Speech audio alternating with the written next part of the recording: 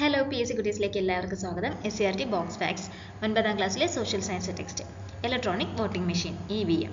ലോകത്തിലെ ഏറ്റവും വലിയ ജനാധിപത്യ പ്രക്രിയ എന്നറിയപ്പെടുന്നത് ഇന്ത്യയിലെ തിരഞ്ഞെടുപ്പാണ്.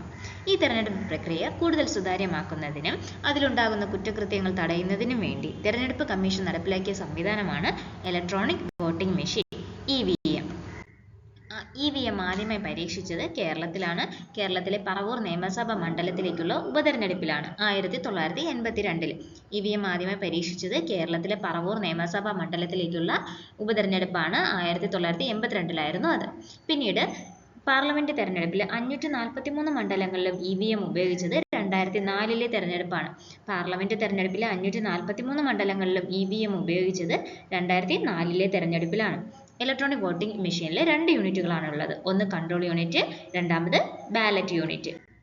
EVM-ലെ സുതാര്യത ഉറപ്പുവരുത്തുന്നതിനായുള്ള സംവിധാനമാണ് VVPAT, voter verified paper audit trail. Voter verified paper audit trail EVM-ൽ സുതാര്യത ഉറപ്പുവരുത്തുന്നതിനായുള്ള സംവിധാനമാണ്. നമ്മൾ വോട്ട് ചെയ്യുമ്പോൾ അത് ആർക്കാണ് വോട്ട് വീണത്, നമ്മൾ ഇട്ട ആളിന് തന്നെയാണോ വോട്ട് വീണത് എന്നറിയാനുള്ള ഒരു സംവിധാനം അതിൻ്റെ സൈഡിലുണ്ട്.